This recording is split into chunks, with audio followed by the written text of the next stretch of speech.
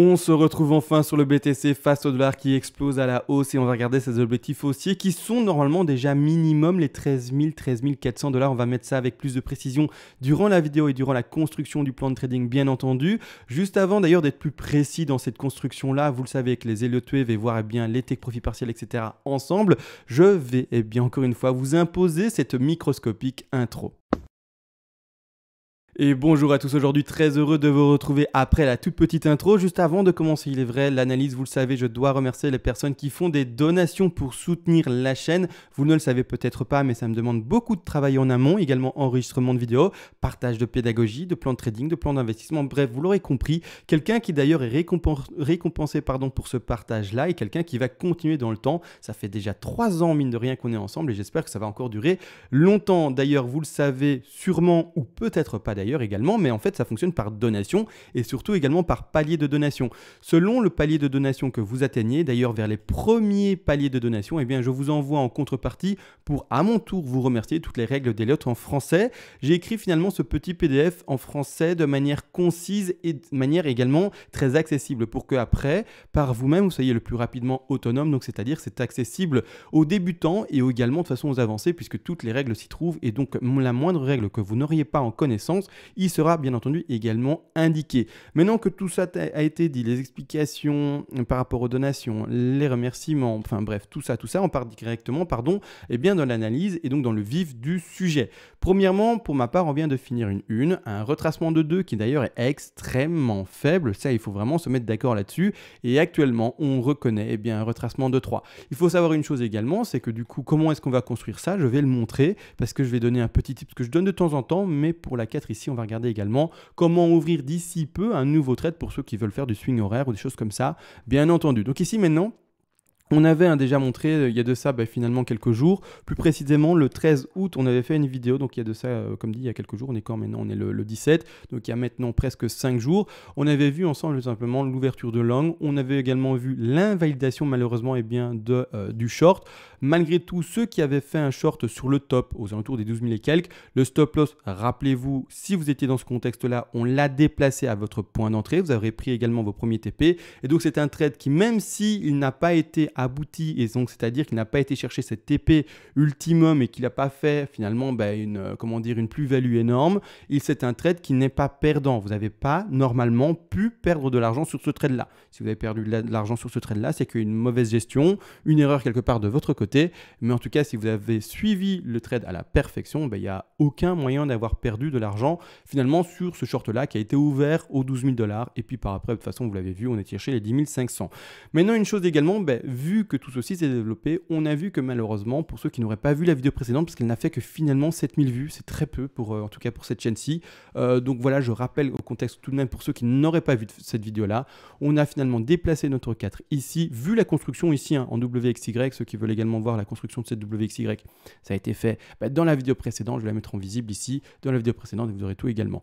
Maintenant, n'empêche, on part directement du coup dans la continuité de l'analyse et dans la construction de la dernière 4 en jaune vers la 5. Comme des poupées russes, on retrouve des sous-vagues. Les sous-vagues sont en 1, 2, 3, 4 et 5 en parenthèse. On va retrouver d'ailleurs ici, je ne sais plus si je l'ai déjà dit, mais une très faible 2, d'accord, donc qui est en blanc ici. Je retire ça, à chaque fois ça pop alors que c'est incroyable, je ne sais pas pourquoi, mais ce n'est pas grave. Donc ici, clairement, on a une très faible 2. Vous allez voir pourquoi j'explique ça, bien entendu. On n'a même pas été chercher ici les 38,2. Donc c'est vraiment une 2 microscopique. Un peu ridicule et un peu étonnant d'en voir une si faible. Après, si vraiment l'impulsion haussière, c'est-à-dire finalement la puissance des boules est si forte, ça pourrait s'expliquer de cette manière-là, mais de manière statistique, normalement, une correction de 2 aurait dû aller chercher entre les 50 et les 61,8% de Fibonacci. Ça n'a pas été le cas, c'est un cas qui est beaucoup plus rare. Il faut savoir qu'on a 73% de chances, je le rappelle, de retrouver une 2 qui corrige entre les 50 et les 61,8% de Fibonacci. Ça n'a pas été le cas. Et puis c'est comme ça. Quand on le voit s'effectuer ainsi, on l'acte et on est obligé finalement de ne pas le nier. C'est-à-dire que maintenant, vous allez comprendre pourquoi j'explique qu'on a une faible 2 par rapport au tips de la 4. Je vais vous expliquer ça dans 2 minutes. N'empêche, on continue le travail pour voir finalement la projection projection minimum à laquelle on peut s'attendre théorique. Ça peut aller beaucoup plus haut d'ailleurs que les chiffres que je vais donner. Mais c'est vraiment pour avoir une idée théorique de la projection que l'on peut avoir minimum. Comme ça, on sait finalement quel prix on devrait voir d'ici peu de temps et ne pas non plus voir d'office un to the moon et être finalement surpris de ne pas connaître le prix qu'on aurait vu ou qu'on aurait peut-être spéculé trop haut. Donc nous, vraiment, on reste comme toujours sur quelque chose de fort faible dans sa hausse, c'est-à-dire les pieds sur terre, et on ne veut pas forcément voir la lune, comme expliqué, pour finalement être sûr d'avoir pris des TP et des choses comme ça assez tôt. D'accord? Comme ça, on est sûr finalement d'avoir fait un bénéfice sur son trade. Ici, l'objectif minimum d'ailleurs sur une 3, ce sont les 161,8% de Fibonacci qui sont du coup, vous l'aurez compris, les 13 126 $. Comme dit, on peut faire des choses plus puissantes. Maintenant, je vous le dis, je préfère rester sur les pieds sur terre. Mais les objectifs d'une 3 sont potentiellement également les 261,8, c'est-à-dire un 14 030, voire même également les 423,6. Et également, mais du coup, voire carrément les 15 400. Comme dit, je reste les pieds sur terre. Si on doit monter si haut, on le verra ensemble et on verra comment tenir son trade, comment déplacer ses TP, etc. Mais pour le moment, pour avoir maintenant, au moment où je vous parle, une idée concrète du prix à connaître, minimum, je le place comme dit, à 13 142, en tout cas la zone ici, $. Par après, enfin c'est intéressant parce que comme je vous ai dit en fait que la 2 était faible, ce qu'il faut comprendre c'est que du coup on doit s'attendre à une 4 qui aura un retracement plutôt fort. Donc on ne va pas, bien entendu vous l'aurez compris, privilégier un retracement faible qui va rechercher les 23,6 ici. Non, on ne privilégie pas ça. On va au contraire privilégier plutôt la zone des 38-50% de Fibonacci. Donc pour celui qui plus tard, d'ici quelques heures ou peut-être même quelques jours, voit qu'on atteint bel et bien un sommet de 3 à 13 145 $. Et puis qu'après, il lit des bougies rouges. Il dit, mais c'est parfait, on a atteint le sommet de 3, il y a des bougies rouges. La zone pour, par après, ouvrir un nouveau long sera entre les 38,2 et également les 50. Alors, code couleur, je le mets en vert encore et toujours. Vous savez, quand c'est du vert, c'est de l'achat et quand c'est du rouge, c'est de la vente. Donc ici, prochain swing à ouvrir pour si vraiment la 3 se développait complètement. Par après, on retrace. Et pour celui qui voudrait réouvrir un petit swing trade, pour ceux qui font vraiment du swing en journalier, en horaire ou des choses comme ça, se retrouvera dans ce contexte-ci, dans ce scénario-ci, aux 12 578 $. Et un peu plus bas également, les 12 398 $. Par après, d'ailleurs, on va simuler le fait qu'on rebondisse à 38,2. Si on rebondit plus bas, il faudra déplacer son Fibo, mais on va simuler le fait qu'on rebondisse à 38,2% de Fibonacci. Je retire le rectangle vert, on l'a compris. Zone d'achat, et c'est-à-dire que par après, maintenant, ce qui est intéressant, c'est de placer son petit Fibonacci par rapport, comme toujours, à la racine. Rien de complexe, sommet de 1, bas de 4 qui a été pour le moment spéculé pour pouvoir avoir des idées de prix. Et ensuite, tout simplement, on va regarder les objectifs de la 5. L'objectif d'ailleurs de 5 minimum, ce sont tout de même les 13 469 $. Donc clairement, voilà, moi je ne serais pas du tout étonné de voir ce prix-là d'ici quelques jours, quelques heures, je pense pas. Après, peut-être, s'il y a vraiment une intention haussière très forte sur le BTC. Mais normalement, ici, à connaître les 13 469 $ sans le moindre souci. Je reprécise, ce sont les prix de Bitfinex. Vous devez bien entendu adapter ces prix-là par rapport à vos échanges personnels. D'accord? Bien entendu, on n'a pas tous le même échange et donc les prix ne sont pas les mêmes partout. Le deuxième objectif également, ça sera tout simplement les 161,8% Fibonacci, qui sont plus précisément les alentours des 14 028 $. Et pour terminer, on peut également retrouver un objectif ici qui s'installe aux alentours des 14 928 $. Alors c'est assez élevé, bien entendu, on va en parler ensemble. Malgré tout, il faudra prendre ces TP. Alors pour ceux qui ne connaissent pas le terme et qui finalement font du coup pas de trading à mon avis, si vous ne connaissez pas ce terme-là, TP c'est take profit partiel. Donc on parle ici également de trading et non pas d'investissement. Attention également aux deux choses, je parle surtout sur cette chaîne-ci aux traders. Parfois aux investisseurs, j'essaye en tout cas un maximum de vous parler, mais l'investissement c'est quelque chose de tellement simple finalement que voilà, je le mets un peu de côté.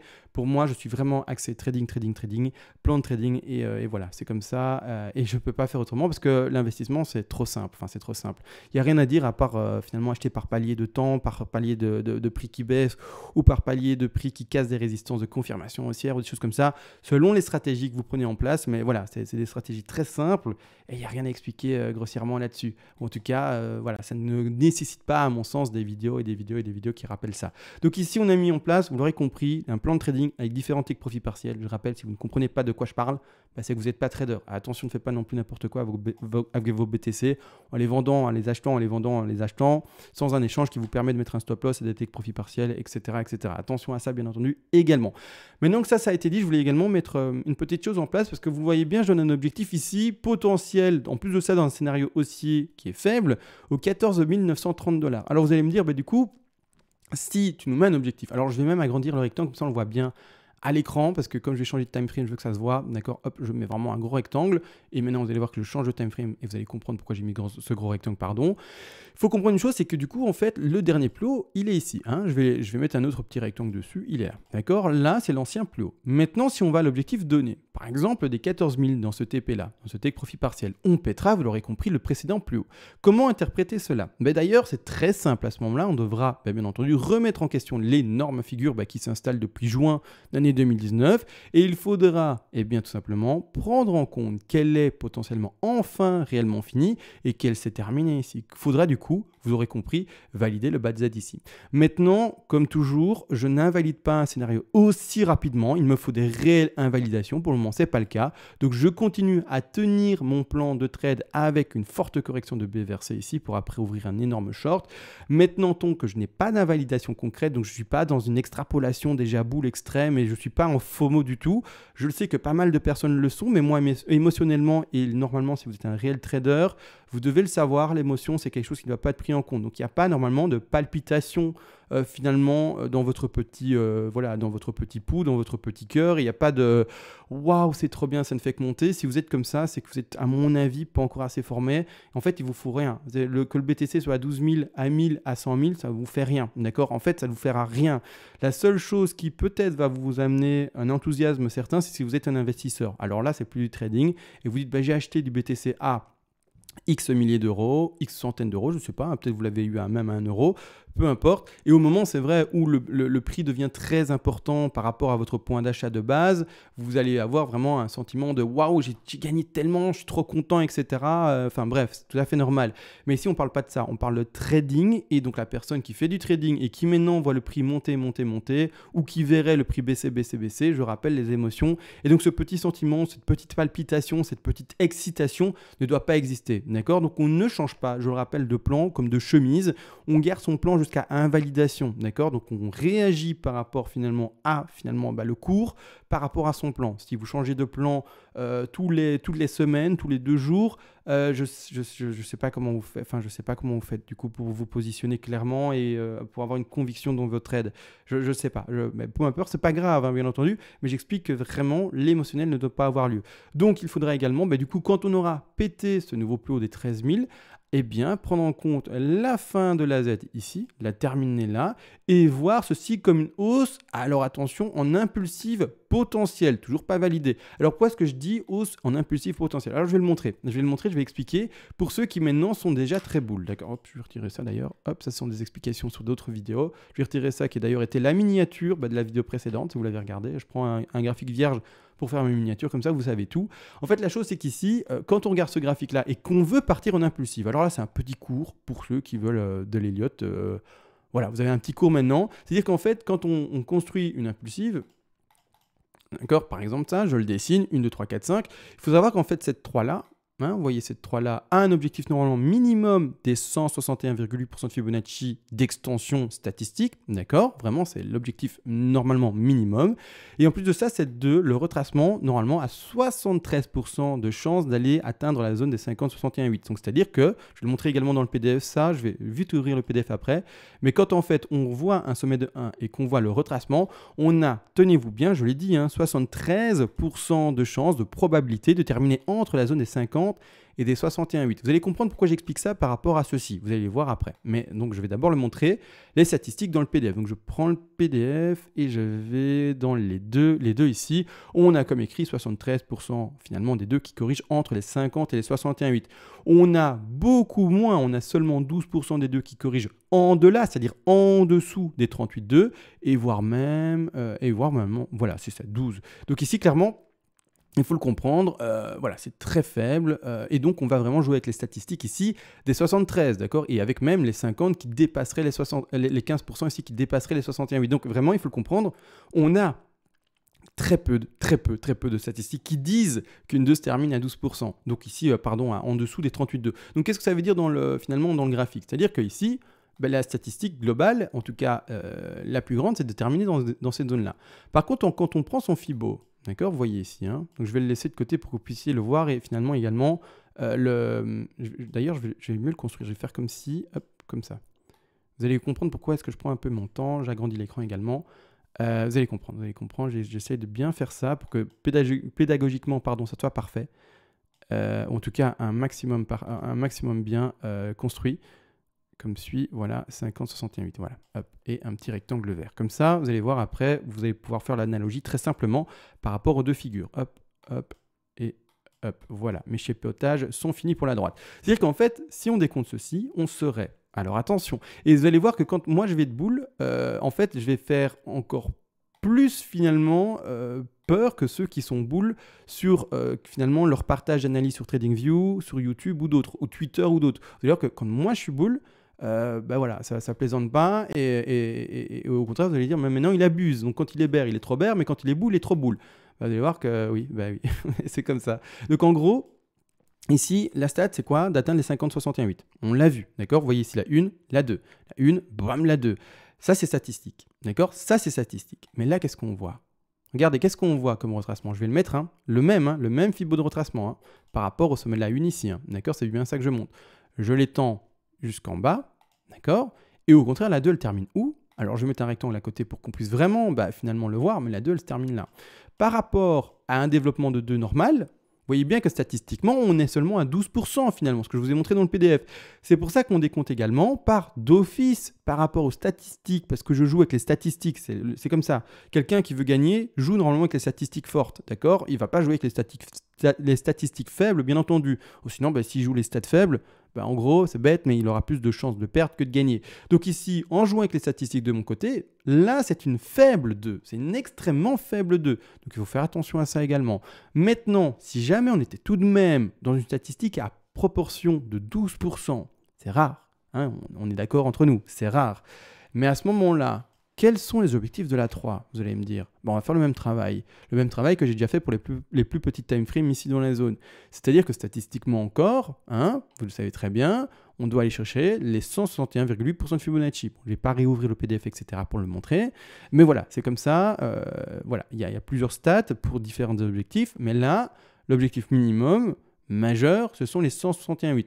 À partir de ce moment-là, quand on place ceci à la racine, on va au sommet de la 1, on va au bas de la 2 qui, du coup, est extrêmement faible. L'objectif de la 3, ici, vous la voyez, c'est d'aller atteindre les 161,8% de Fibonacci. Donc, je retire ce qui est à droite ici qui ne sert à rien. C'est-à-dire atteindre le prix. Et alors là, on se tient. Et c'est là où vous allez vous dire, bah oui, quand il est boule, il rigole pas.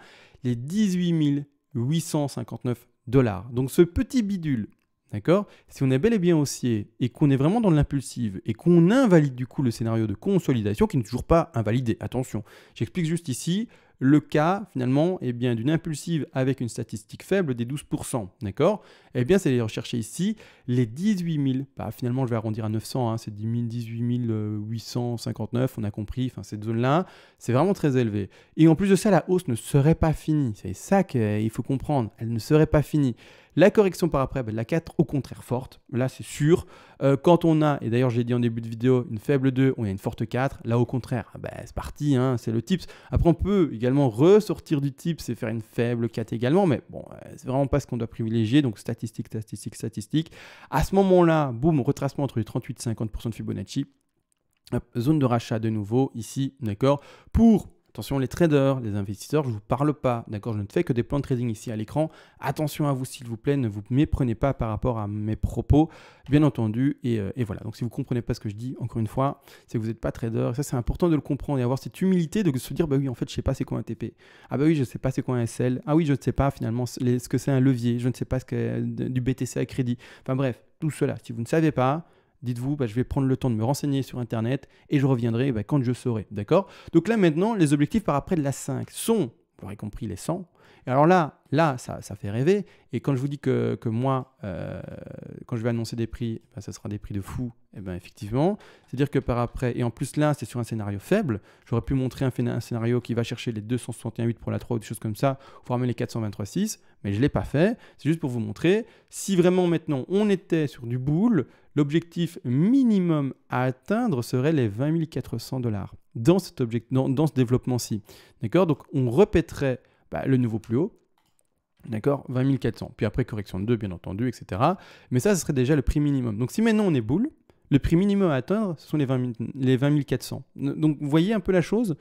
Et puis après, les objectifs pour les traders, etc., qui auraient ouvert leur langue, et puis etc., etc., à ce moment-là, les objectifs seront les 24 300 et puis après également les 30 400. Donc, c'est-à-dire qu'ensemble, d'ici peu de temps, au moment de l'invalidation, peut-être du scénario baissier, on va ouvrir des langues et je vais vous donner des TP qui sont avec plusieurs milliers de dollars d'espacement.